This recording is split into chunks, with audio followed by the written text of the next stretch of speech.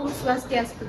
Assalamualaikum warahmatullahi wabarakatuh. Shalom nama budaya, salam sejahtera bagi kita semua.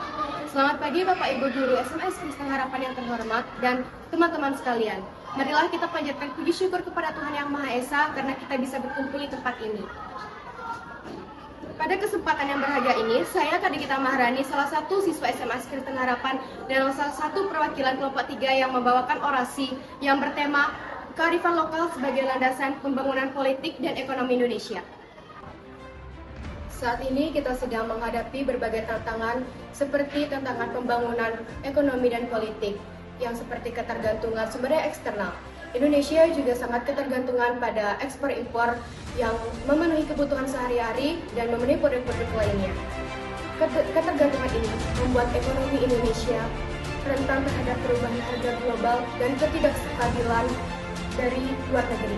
Ini melemahkan kemandirian ekonomi dan menghambat pertumbuhan jangka panjang. Selain itu, permasalahan lainnya adalah kurangnya partisipasi masyarakat dalam pembangunan.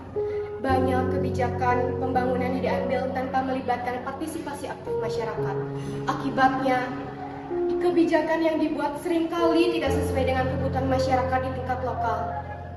Pembangunan yang tidak melibatkan masyarakat juga cenderung menghasilkan proyek-proyek yang tidak berkelanjutan dan tidak dirasakan manfaatnya oleh masyarakat lokal.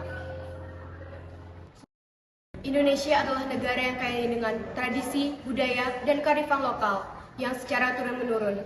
Kearifan lokal ini merupakan warisan yang tidak hanya kaya secara budaya, tetapi juga dapat menjadi landasan yang kuat dalam pembangunan politik dan ekonomi kita. Namun, mengapa kearifan lokal ini sangat penting? Dan apa hubungan dari kearifan lokal ini dengan landasan pembangunan politik dan ekonomi kita di Indonesia?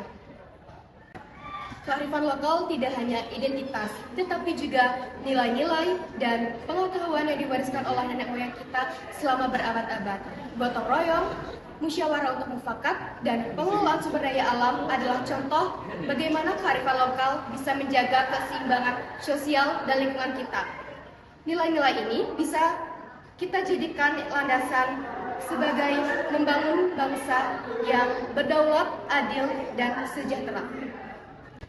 Pertama, mari kita lihat kearifan lokal yang bisa membangun landasan ekonomi di Indonesia.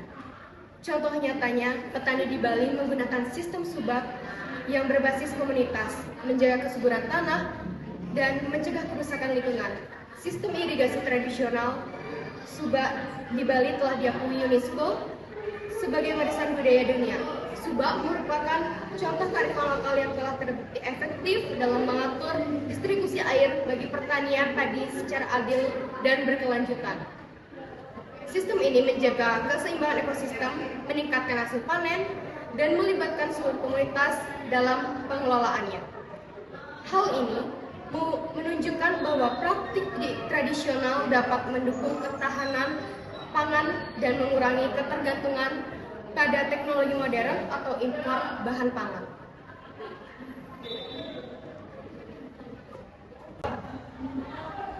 Selain sistem irigasi subak di Bali, ada pula cara lain untuk membangun ekonomi di Indonesia, seperti pengelolaan hutan adat di Kalimantan dan Papua, industri kreatif berbasis budaya lokal, batik, dan tenun, dan pariwisata berbasis kearifan lokal, yaitu desa wisata.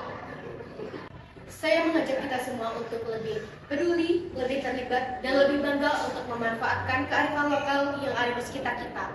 Bersama-sama, mari kita wujudkan pembangunan yang berkelanjutan, inklusif, dan berkeadilan bagi seluruh rakyat Indonesia. Mari kita wariskan kepada generasi mendatang bagi bangsa yang lebih kuat, lebih mandiri, dan lebih sejahtera. Terima kasih atas perhatian Anda. Salam sejahtera bagi kita semua. Jaga kearifan lokal bersama.